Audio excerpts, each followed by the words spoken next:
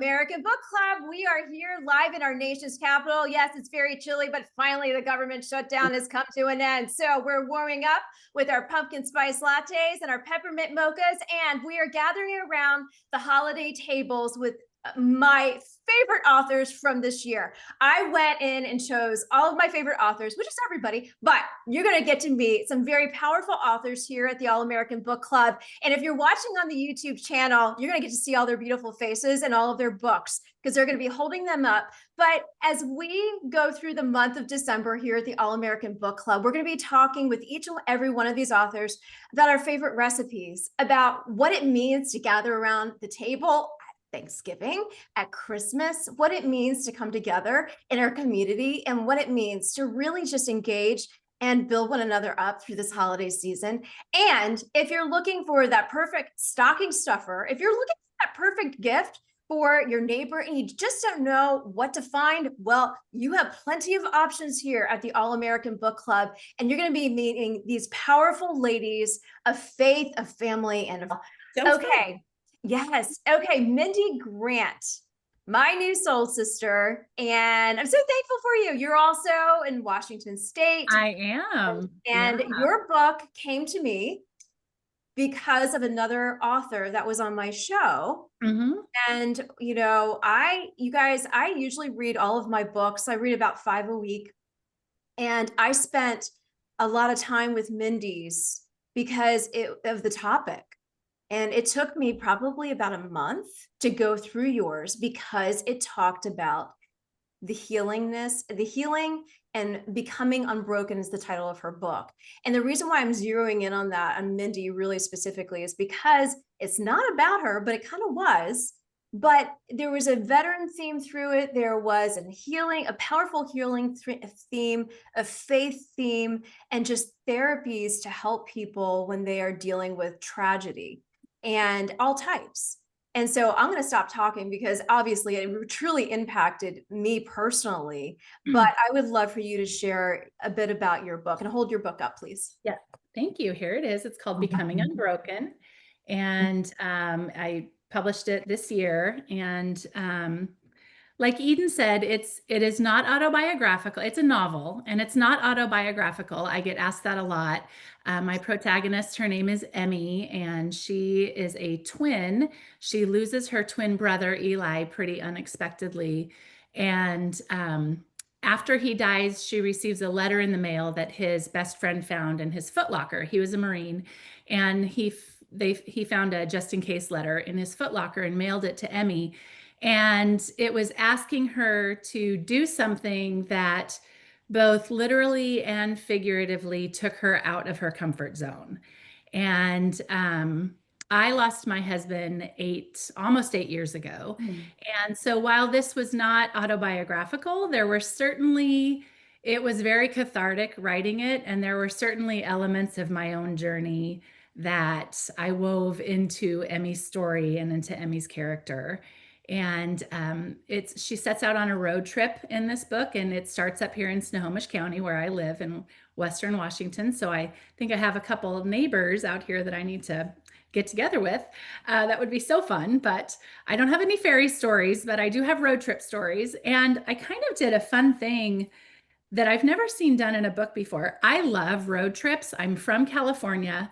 My husband was from Coeur d'Alene, and when we lived in California, we would drive back and forth with the kids during the holidays and during the summer. And now where we are, we're kind of in the middle, which is kind of nice. But I think that music plays a huge role on a road trip. What kind of road trip, where you're going. So throughout the book, I actually wove songs into parts of the story, maybe a song that she would hear on the radio that really tied in with what she was thinking. And I put these little QR codes. So there's actually like a built-in playlist throughout the book, which is kind of fun. And so yeah, it's not my story per se, but you write what you know. And like I said, there are just certainly elements of our story of grief and of working through things that you never thought you would have to. I became a single mom and that was never really on my radar. So, but the sustaining grace and power of the Lord in our journey and a family plays a huge role in my own life and in Emmy's life. And reconnecting with people that maybe you thought were out of your life. And so it's the holidays, I guess, is a really good time to broach a lot of the topics that are in the book. Yeah, absolutely. And do you have a recipe that you guys do together? So I'm sensing a theme here. I enjoy baking. I don't burn the house down, but I do enjoy baking more than I enjoy cooking. And I've got a couple recipes. One, Gigi, I don't know, maybe you have some tips for me. We'll ask my mom this spring. And so this weekend, my daughter and I are attempting her pumpkin rolls. I've only ever made them once where it didn't split when I was rolling it. So today is actually the day we're recording this is my daughter's 17th birthday. So we had a little birthday this morning before she left for school. But so we're going to attempt that this weekend. So fingers crossed that goes well. But there are a couple recipes on my husband's side, his grandmother's sour cream cookies and her homemade almond roca. And I'm the only one of the sisters-in-law who makes these things. So for the family over here on the west side, I make those every year. And it's very popular. I also love to, I can't remember which one of you said this, but we still love to bake and take cookie plates and goodie plates around to our neighbors. We have a real tight-knit neighborhood. So those are always a big favorite. So I love that. Will be coming up very soon.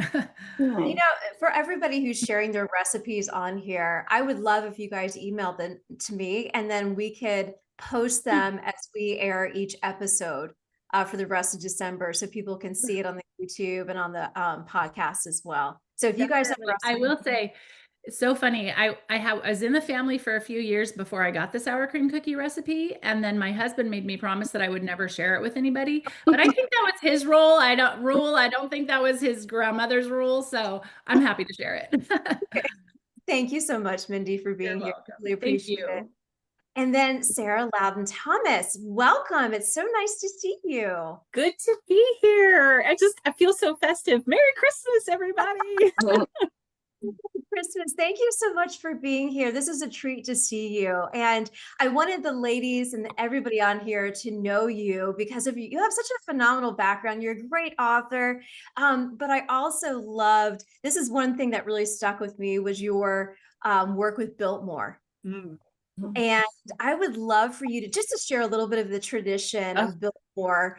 You know, I mean, there's so much, right? But if you could share a little bit about that and then your powerful reads based, you know, some of them are based here in the great state of North Carolina.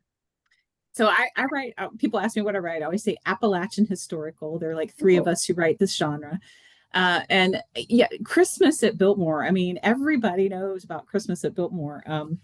My book before the most recent one was These Tangled Threads, set at Biltmore. And Christmas there is just, you know, I always tell people, if you're going to go to Biltmore Estate, you got to go see Christmas at Biltmore. And I will give you the top secret insider tip for visiting Biltmore at Christmas. What you do, they have daytime entry and they have the evening entry, but it's all timed entry because, oh my gosh, they are just overrun with people at Christmas. So candlelight evenings are magical. Candles, the flickering tree lights, the firelight and the fireplaces. What you do is you book the very last timed entry daytime. So you get to pay the daytime rate. And then as you go through the house, you get to watch the staff lighting and putting things up and turning things on. And it is just the moment to be in Biltmore House at Christmas. I was there for 6 years in the public relations department.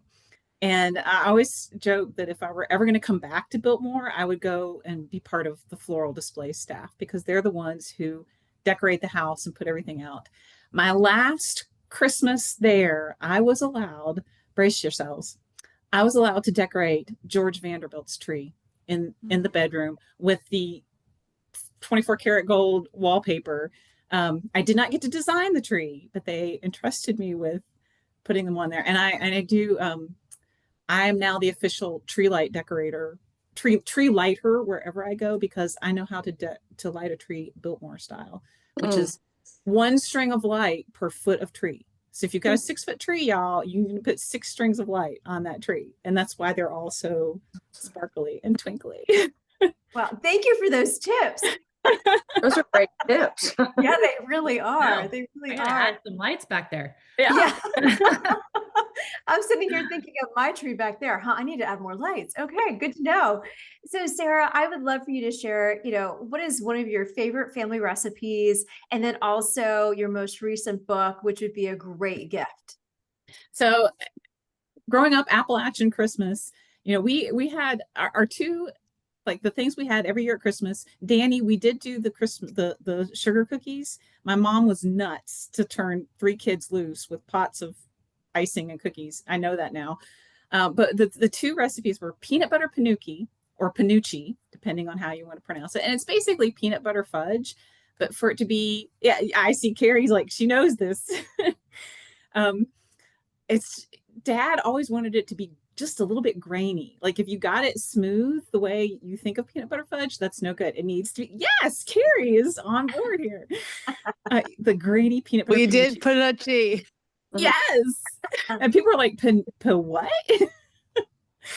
And then the other thing was popcorn balls. And we loved this because Mom would make great poppers full of popcorn balls. And she had the giant metal bowl, and you put basically molten Karo syrup and butter, and then you put the popcorn in there, and you have to butter your hands, and it's so hot. And every year my parents would be like, don't touch it. And every year we would touch it and somebody would get burnt. But you end up with the beautiful popcorn balls. And I remember gnawing on many a popcorn ball growing up as a kid. So those were our two must-have Christmas things growing up in West Virginia. And then my latest novel is These Blue Mountains. These Tangled Threads, These Blue Mountains, and next year's release, These Empty Places, are all inspired by the flood of 1916 in Western North Carolina. So that's kind of the theme that runs through them all. But I'm just glad to be here today, and thanks for having me on. Absolutely, Sarah. Thank you so much. And I love that you brought up butter again, just like Debbie. It's all about butter. It's all about the butter. Butter, sugar, you're done. Yeah, absolutely. Okay, next on my list, Lynn Smith. Let's talk about Just Keep Going, sister. Let's do it. I said, I'm a baby author, first time children's picture book, Just Keep Going. And this was inspired by 3 words that were shared with me during a really challenging time in my life. And a really close friend just texted, just keep going. And it was the 3 words that I needed. It wasn't, you're going to be okay. It wasn't, everything's going to work out, because that never feels right. And I wanted to be able to bring this message to young minds. And it's all about, how do we face those things that scare us? How do we find bravery and courage? And how do we overcome that fear of failure? Which I work with a lot of Fortune 500 CEOs and their leadership teams. And what surprised me, I am a former news anchor, and I'm now a communication strategist. And so I help them to communicate with clarity and confidence. But what surprised me was that their confidence was being killed not by their words, but by their fears. This feeling like, I'm going to say the wrong thing and everything's going to go horribly, or I'm going to say the wrong thing and the stock price will go down. So this idea of fear being the killer of not just communication, but our confidence, inspired the story of Mouse, who goes through and meets friends along the way, which is so beautifully illustrated by Lauren Gallegos. I'm blown away by what she's created. And he meets friends that remind him, have you tried jumping up and down and just keep going? And he goes to the next scene, and have you tried giving yourself a hug? So all these physical strategies that we know as adults really work for us. mouse learns. So sometimes, you know, we look at the book like this and we're the mouse. We need the reminder to just keep going, but we also can be the friend that sends that message, especially during the holiday season. Hearing Elizabeth and hearing her journey of finding new tradition in Christmas, and it's maybe a different kind of joy without your family members there, that you're going to need this reminder, you know, one foot in front of the other. Every Christmas doesn't have to feel perfect and wonderful. And if you're experiencing some of those tough feelings, you're not alone. And those 3 words hopefully will bring you comfort as well. Lynn, I absolutely loved when I had you on for the first time. And I just sat there and thought, with all the CEOs that I work with, they need a Lynn Smith in their life. And I've been making sure that that would happen. But your book, it not only, like you said, it resonates with the adult in us, but also the kid in us. And those things that we may have went through that we never kind of processed until we were in the adult stages. And even educating this new generation, like you have little boys who are absolutely really wanting to just help with that reading process. So I really am very appreciative of your work. Do you have any traditions that you want to talk about really quickly? Yeah, especially about food traditions. I'm half Italian, so food's big in our family. And on Christmas Eve, our tradition is I make my lasagna recipe, which is very simple. I'll share it, but I've been making it for over 10 years, and it was so popular, they dubbed it Linzagna instead of lasagna. And the preacher in our wedding brought it up in our wedding vows. And I was like, wait, why are we talking about my lasagna? We're supposed to be talking about our love. So I make it every Christmas Eve, and we sit around the table and we are present and have really just lovely conversations about the year and what we've been excited about. And then we make cookies and have them ready for Santa. And last year we had my 110-pound golden retriever Captain eat every single one of them off the kitchen table while we were at Christmas service, Christmas Eve service. So I've learned that lesson, to always have backup cookies stored away. And so we just take it as a moment to enjoy the present, not the presents, and hopefully bring that spirit all throughout the year. And I think that's sort of the mindset I hope that we can all think about going into 2026, is this beauty of the holidays, the friendships, the family, the time that we're present. Can we bring that through all year round? And that's what I'm focused on this year. Thank you, Lynn. We're so grateful for you. Thank you for being a part of this fun club and this Christmas celebration. We're so honored to have you here. Thank you. Honored to be here. Okay, I have 2 Carries, Irene and Melody, and our final moments here. We have about 20 minutes left, and I'm so thankful to have all of you guys here celebrating us, celebrating each other, each other's work, each other's faith, and their families this holiday season. So I'm going to start off. We're going to go into now with Carrie Hasenbog, as I always call. Hey, Hasenbog, you're up. Let's do this. Thanks, Eden. Yeah. Okay. Yes. Okay. I'm here. Can you hear me okay? Yeah. So, as far as traditions are concerned, I come from a family where we live in the family home. My parents still live there. We are almost 7 generations now. We were originally celebrating Passover and Hanukkah there, and now we are celebrating Christmas in the family home that was bought in 1905. We still gather there on Christmas Eve and have a big meal. We then play a round of gin rummy with 20 decks of cards. We bring in a lot of people that don't have family. I spent a lot of time working with foster youth, and Christmas is about belonging. So that's a tradition for us, is to really be that home for people who don't have a home or family to return to. In terms of food, Christmas morning, our house smells like monkey bread and feels like joy. My husband and I, we divide a lot of our responsibilities. We aren't a pink or blue household. We're kind of a purple household where everybody does everything that's needful. And I really love that. He makes the monkey bread, I make the egg bake, and our kids sneak food before we even pray. So we also make cornflake wreaths that taste a lot like Rice Krispie treats. They're not complicated, they're messy, but it's become tradition. So Yeah. As far as sort of the traditions that I bring, my heart is always that we are present with God in whatever we're doing. And so Christmas morning moves very slowly for us. Usually, families, at least the family I came from, it was like rip open the presents really quickly. But in our family, we move slowly. We stop and we'll read something from the word, and we'll open a present, and then we'll talk about it, maybe even play with it, and then have food throughout the morning. And I think it makes us more present. It kind of goes along with the book that I wrote. Yeah. It's Yes. called The Way of Becoming.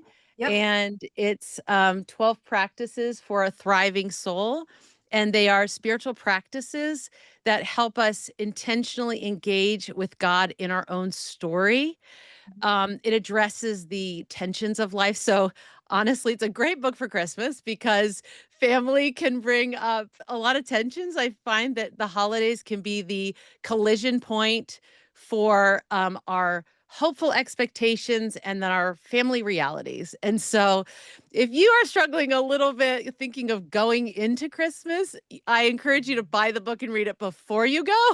And then if you want to have improved relationships with your family members, then buy it for all of your family members and put it in your stocking, because we all have pain. And I think we forget that God is Emmanuel, and what that means, that he is with us, and the really practicing our faith and asking our questions and entrusting our brokenness and doing that work, which is what the principles help you do. We then just really enjoy our relationships more. The book itself it's not political, though it does have stories of traveling with members of Congress, which I used to do. It's not just about brokenness, even though it does address those things, but it takes us into our own story in a really inviting way, where you find yourself in a story. It does each chapter starts with one of my stories at some place around the globe, but then you find yourself going into the word and into your own story. So by the end of each principle that you've learned, you feel like you've just sort of engaged with God and found miracles in your own reality. I will say that I thought it was written for a certain audience. And what we're finding is that high schoolers and college students are reading it and coming to faith, ones who were agnostic beforehand. And I think it's because when you start to see that God is with you, Emmanuel is God with you, then you go, okay, I want to engage with this God. So Absolutely. Beautiful. Yeah, her book is absolutely amazing. It came out last year, right, Carrie? Is that correct? this April, Oh, yeah. this April. Okay. And all my days run together, Carrie. You know that. Mine too. But I will say to everybody listening and watching, I used her book as a devotional for every morning, and it was the perfect book to kick off every morning, even if it was just 5 minutes, and just all the work that she did that went into it. But every chapter really does apply to a certain part of our life. And so, yeah, I highly recommend the book. I highly recommend just the powerful work that you were doing. So thank you, Carrie. Really appreciate you. And then I'm going to also go over to Carrie Sheffield. Hello, beautiful. How are you?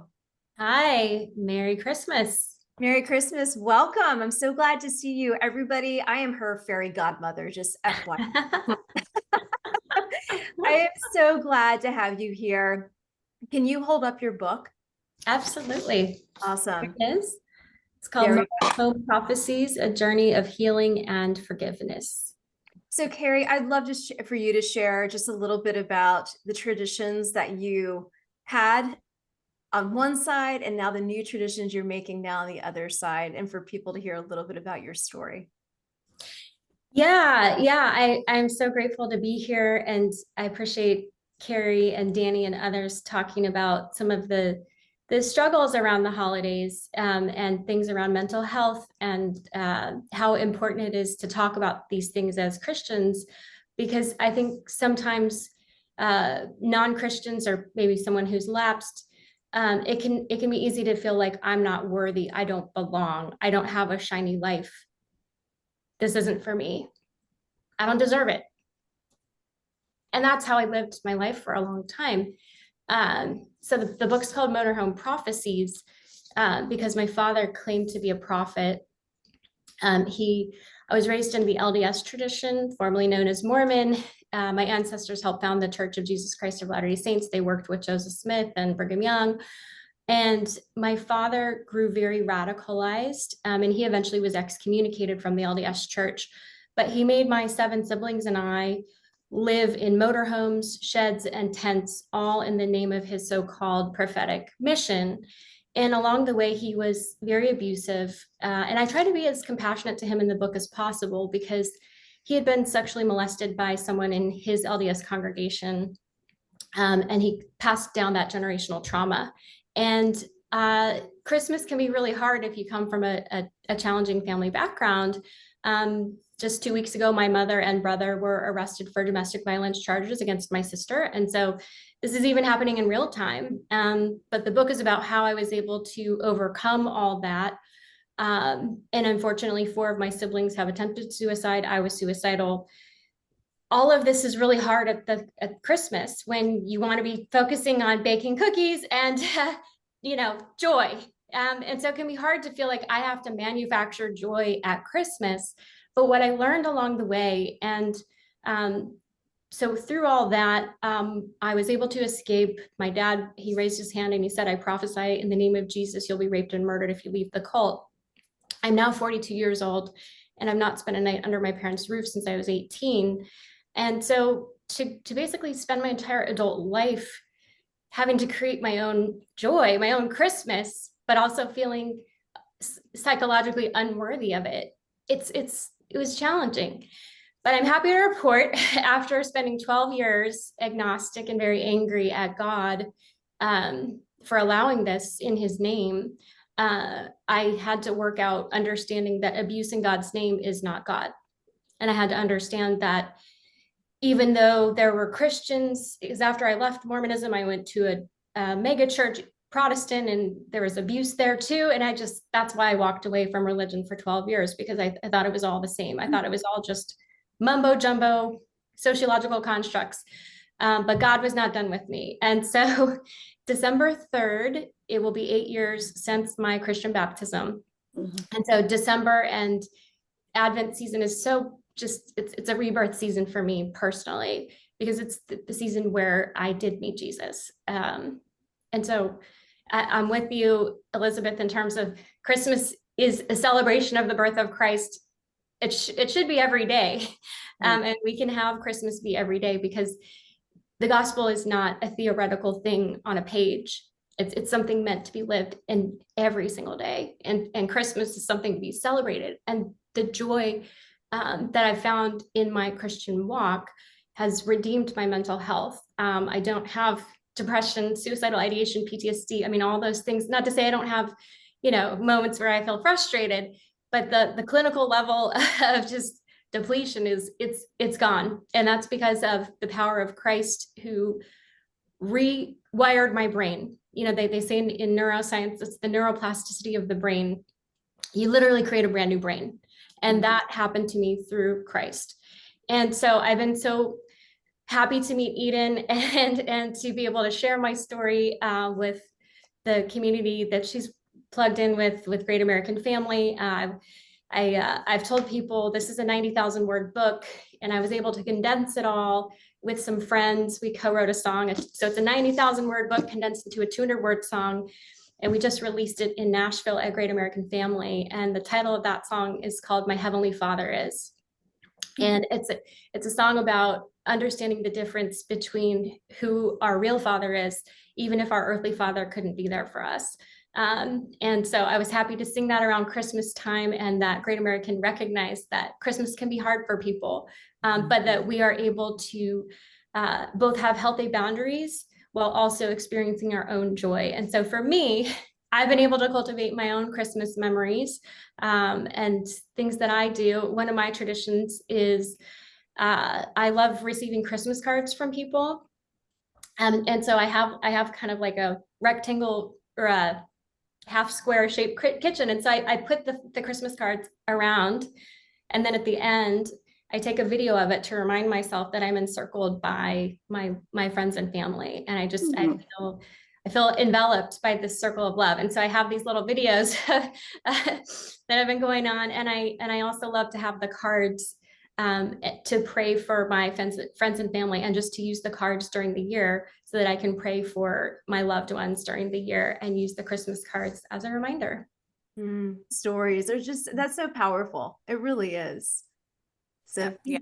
yeah, and also we have to talk about Out of Time. We got to talk about your book series that I can't get enough of. You guys, for situational learners, I know we're really short on time, and I'm not going to talk too much longer. But her books I read during the winter when it's really cold, and you can't really do anything but read. But I made a note to myself to not read her books without something being in the house, because some of her books really have such great psychological killers and thrillers in them. So go ahead, share a little bit before we hop over to Melody. So this is the latest book, Out of Time, and it's set on a very remote estate deep in the woods in Missouri, and it involves a historical anthropologist who goes to this estate, and her goal is to work with the owner of the estate, who has this 100-year-old journal written in a dying language, which is actually a real thing. The language is dying. And she thinks it's going to be this quiet academic stay, which of course it isn't, because someone doesn't want her on the property. They don't want her working on this journal, and the danger accelerates, and there's a whole cast of characters. It has a little bit of an English country house mystery feel, because it's an isolated area and everybody has a motive. They're all suspicious. And I do, in my books, typically take readers into the heads of multiple characters so that they see their thought processes, including the villain, but I don't typically reveal the villain right away. But so that was this book. But I do also write in the contemporary romance genre. So I alternate books, and I have a long running series set in a little town on the Oregon coast called Hope Harbor. And this was the book that came out this year from Hope Harbor. And it's kind of, they're very different books. So if you're looking for a thrilling, exciting sort of mystery, this would be your kind of book. And if you're looking for a book that leaves you with a smile on your face and hope in your heart, this would be the kind of book for that. So I alternate, and I write both genres. Absolutely. Irene, love you. I'm so thankful that you could be here. Thank you for sharing your stories. Sure, absolutely. And Melody Carlson, whenever I pick up your book, I feel like I'm right at home. Please share your newest book that just came out and the new ones on the horizon. And you do have a very special story to share with us. Yeah, this is Once Upon a Christmas Carol, and it's partly inspired by the original Christmas Carol story of the Scrooge. And we've got a character in here who's young. She's only 40, but she's really a Scrooge, and feels like she has good reason to be, because she was born on Christmas, but she was born into a very dysfunctional family, and their Christmases were just awful, or pretty much non-existent. So it would cancel both her birthday and Christmas all in one blow. So she's not real fond of them. So she's on her way to escape it by going off to the Bahamas. She starts from the West Coast, and there's a blizzard. Well, it's just a big storm that drives the planes north because it's in the South. And then it turns into a blizzard, and she gets stuck in Michigan, and she finds this aunt who's recently widowed, and that she doesn't even know that she has, really. And so she ends up stuck on this little farm. When I was writing this book, I was actually caring for my husband, who was suffering from FTD, frontal temporal dementia. And I actually had another book that came out kind of about that, called Welcome to the Honey B&B. And so honestly, when I was writing this book, and I already told you how many books I've written, which is, kind of mind blowing anyway. I don't even remember writing it, really. And when the book came out and it was time to promote it, I was kind of like, okay, what is this book about? I don't even remember if I said that to you, Eden, or not, because it's kind of like I didn't want to confess it. So anyway, the books got shipped to my door. And in the meantime, so many stories that I've heard from you other writers today just click into stories of my own life, which I think is kind of cool and ironic. But the Carrie one, the motorhome thing, she reminds me so much of the daughter that I have adopted into my heart that I never really knew. And kind of early spring, she came into my life, and it's too long of a story to go into, but she needed some help because she grew up in a really dysfunctional cult kind of family. And so she became part of my life, and I understood parts of her life really well because I knew her family members. So anyway, we were meeting really regularly, and I mean, God just told me adopt her into your heart, and so I did. And so then she called and she wanted me to go on a beach vacation and escape because she hates Christmas. Could I go on a vacation with her to, Mexico or Bahamas or someplace? And I'm like, no, but this is ringing a familiar bell. So I went and got the books off my porch and opened the box and was looking at the book, and I'm like, oh my goodness, this was this was autobiographical, but I didn't know it. At the time, I had no idea I would be a widow by the time this book came out, like the aunt, and that this young person would come into my life like this book. And so I go, no, she doesn't care if I say her name. No, Betsy, I'm like, but I can't, because I've always been hosting Christmas for everybody. I invite neighbors and family, and my sons are in the area, and it'll be our first Christmas without my husband because he died just 3 days before Christmas last year, which is even hard to say because it chokes me up. And his birthday is Christmas. So, there's a lot of things that connected me to this book. But then my newly adopted daughter, she's just like, yes, I'll come. This is, and she said, what do you have? I go, well, we always have lasagna. And because, I grew up in a dysfunctional single mom home, and we did not celebrate Christmas until we went to my grandparents. And at my grandparents, she did the whole thing. She had Southern roots, and she did the whole everything. And we'd have like 20 people at the table. And that's what taught me Christmas and hospitality. Unfortunately, not my mom. She's a sweet woman, but she did not have that gift. And she was too busy. She was a working mom with 2 little girls. So anyway, but 30 years ago, because my husband's birthday was on Christmas, and I would serve up the big turkey, thinking that was the good thing to do. And finally he goes, I really don't like turkey. And it's my birthday. And so I'm like, okay. So what do you like? And he said, lasagna. Because I would make lasagna, not often, because I do it the old fashioned way. And so I said, okay. And so for 30 years, we had lasagna at Christmas. Well, in this book, they cook Italian. They have a big Italian sort of Christmas, which took this young woman into their world. And so when my newly adopted daughter said, what do you do? I said, well, I usually make lasagna. And she goes, and so then I was telling my son later that Betsy was going to join us, and he goes, so are we going to have that Italian dinner? Which I've never heard anybody call it an Italian dinner before, because it's just lasagna, good, really good lasagna. But I said, yeah, as a matter of fact. And it was just like, how could it wasn't like I was predicting that this was going to happen, but it just was kind of an amazing altogether sort of thing. Oh, absolutely. It's knowing, having you here last year, and it was right before his passing, and now seeing you on the other side and seeing what God's doing. It's such a blessing to all of us, and especially to me, having seen you through this whole year and what has been going on and how God has just been working. And it's really neat to see that you have that adopted daughter that, that has come into your world. And it's like Elizabeth and Lynn said, these new traditions that, we build. So, yeah, I'm really thankful that you were able to share that. And also everybody who's on this call and on this interview has all new books coming out probably next year. And I know, Melody, you are one. Do you have another one that you want to just kind of give a little snapshot to? Yeah, well, in March, I've got another book about a widow. And when you propose books, you don't know what's going to happen because that's way ahead.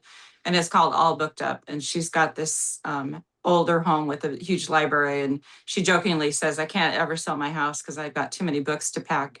And then she ends up taking in women to help her because she had medical bills and things like that to pay. Well, I have a really huge library in my house too, and I wouldn't want to have to pack those books up. But Yes. yeah, no, I'm not planning on moving. But it is weird how my books recently have just become very reflective of my life, whether it's intentional or subconsciously or whatever. But it's, yeah. Yeah.